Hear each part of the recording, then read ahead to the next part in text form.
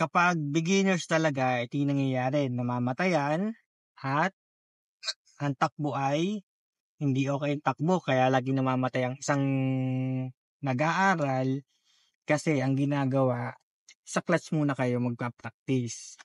Ito kasi natakbo ng clutch lang. Clutch and brake, first gear. Tanggal ang handbrake. So, dapat walang nailaw dito. So, isipin mo muna to.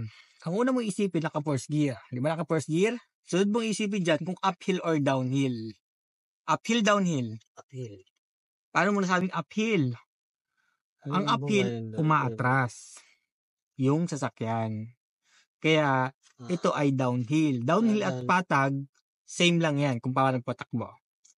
Ang uphill, umaatras. No, tatanggalin ko yung brake. Naatras ba? Hindi. So, hindi. Ang uphill, umaatras yung sasakyan.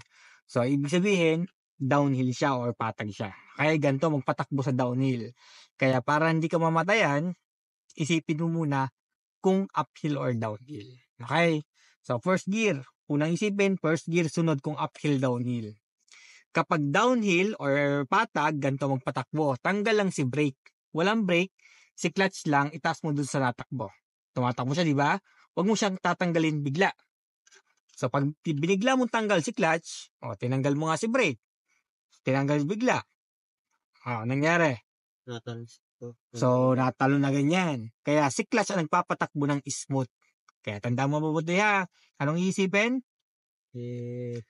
First gear, sunod kung uphill or downhill. Tandaan mo kasi ito yung madalas na nangyayari sa estudyante. Normal lang yan kasi yung isang estudyante mag-gas agad or mag-agat ng clutch. So, first gear, tanggal ang brake, taas mo dun sa natakbo. So, pag magtatanggal ka naman ng clutch, pag tumakbo ang sasakyan at nawala yung vibrate. Diba nawala ng vibrate? Tanggal na si clutch. Then gas tayo. Gas ng konti, tanggal ang gas, sagad si clutch, second gear. Okay? Then stop tayo. Clutch, then brake tayo. Okay, ulitin natin. Anong iisipin nga pag magpapatakbo na galing hinto? First gear po muna. Okay, first gear, tama. Iisipin kung downhill or uphill. Yan, iisipin kung downhill or uphill. So, downhill, uphill. Downhill po. Paano magpatakbo? Ano? Downhill po. Downhill. Paano magpatakbo sa downhill? Apak po si clutch. Hindi. Sure na nakaharap sa clutch talaga. Kasi first gear tayo. Tatanggalin lang si brake. Kalahati si clutch. Kailan magtatanggal ng clutch? Pag nawala ng brake. Tumakbo at nawala ang brake. Okay? So, yan, itong ginagawa natin, ito ay level 1 lang pa lang to ha. Ito yung mga normal, ito yung dapat gawin ng mga estudyante. Level 1 lang. Huwag mo muna magagas. Okay? Tuturo ko sa iyo mamaya yung level 2, yung may supply ng gas. Kasi hindi lahat ng sasakyan ay merong biting point. So, yung mga old model ay walang mga biting point. With gas yun. Tuturo ko sa iyo mamaya.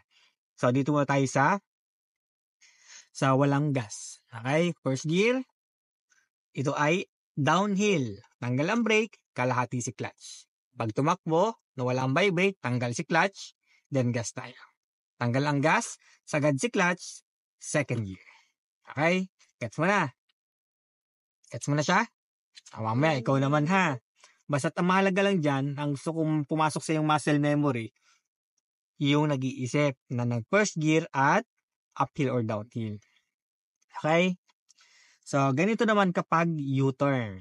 Ang U-turn ginagamit kapag maluwang yung daan. Ilang lane? 4 na lane. 1, 2, 3, 4. 4 na lane. At ang U-turn, walang nakapark dapat dito sa side na to. So, naka-first gear pa rin, nakasagad sa kaliwa. Then, signal. Wala sa side mirror. Ang gawin natin yung biting point. Brake. Nakakalahati si clutch doon sa level ng vibrate. Yan. Then, ang gawin mo, brake lang. So, tignan mo ha. Tanggal ang brake. Di ba natakbo siya? Tanggal ang brake, natakbo ulit. Parang automatic yung dala natin. Parang itong manual, ginawa natin parang isang automatic na sasakyan. So, nakasignal tayo ng left. Tingin sa side mirror. Tanggal ang brake. Okay. Palagay natin may mga sasakyang nadaan. Unti-unti. Stop din tuloy-tuloy.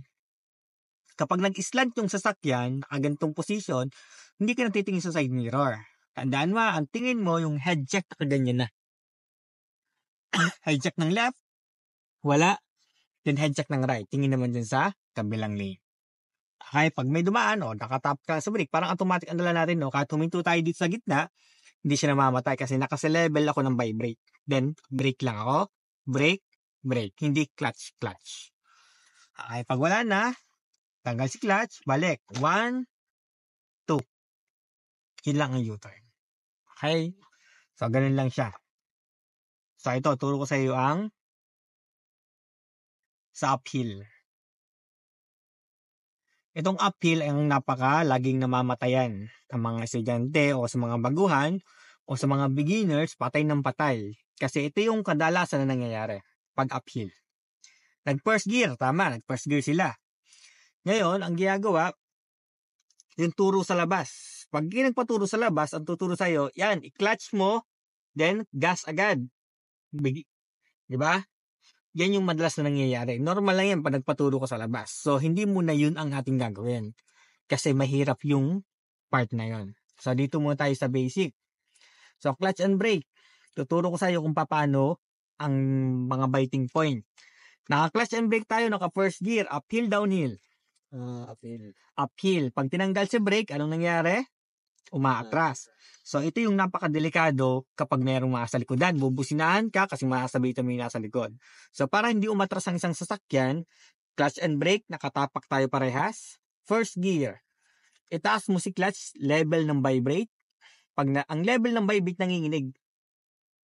Yan, di ba?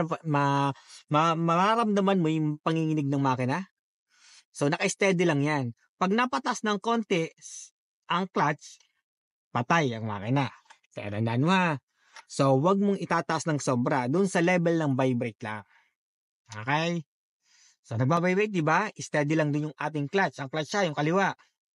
Ngayon, pag tinanggal si brake, hindi basta tatakbo yan. May 2 seconds yan bago tumakbo. Tingnan mo ha.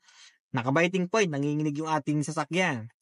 Pag tinanggal ko si brake, 1, 2, diba? Saka siya umubante. So, kaya namamatayan mga nag-aaral kasi ganito ang ginawa. Nag-biting point din.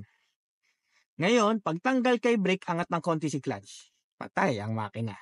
Kasi hindi nila hinintay yung 2 seconds na yan. Tandaan mo kasi ang mga sasakyan may 2 seconds bago tumakbo sa biting point. Yung mga bagong nalabas. So, ulitin natin na. Biting point. Okay. Tanggal ang brake. 1, 2. Pag nawala ang vibrate, tanggal na si clutch. Saka, mag-gas. Tanggal ang gas, sagad si clutch, second gear. Okay, gets mo? Ito pa. Yan yung level 1 pa lang yan ha. Mamaya tuturo ko sa yung level 2 yung with gas. At yung level 2 yung ginagawa ng mga driver. So, dito muna tayo sa level 1 na. Clutch and brake, biting point, hanap. Wag mong hitiin ng isa pang nangyayari. Nagtaas nga ng clutch, nakaramdol lang ng baby, itanggal agad si brake. Nagtataas pa ng clutch, patay ang makina. Kaya dapat, pag ikaw ay maghanap ng level ng biting point, i-sure mong nakapix ka dun sa biting point. Yun nanginginig. Okay? So, naka-ready, naka-biting point, naka-steady yung clutch mo dun sa vibrate, tanggal lang ang brake, maghintay ka 2 seconds. Mawawala dapat yung vibrate na yan, wala ang vibrate, tumakbo siya, tanggal na si clutch. Then gas tayo. Okay, ulit-ulit. Para ikaw mamaya na ha. Tandaan, first gear, hanap ang biting point. Taas na konti si clutch, tanggal ang brake, hintay ang 2 seconds, 1, 2, tatakbo siya, mawawala ang vibrate. Tanggal si clutch, gas. Okay, hanggang sa pagtagal, makukuha mo yung level ng clutch. Yung level ng clutch, tanda na, yun ang sinasanay natin. Clutch and brake, biting point. Kalahati, wag mo na magagasa.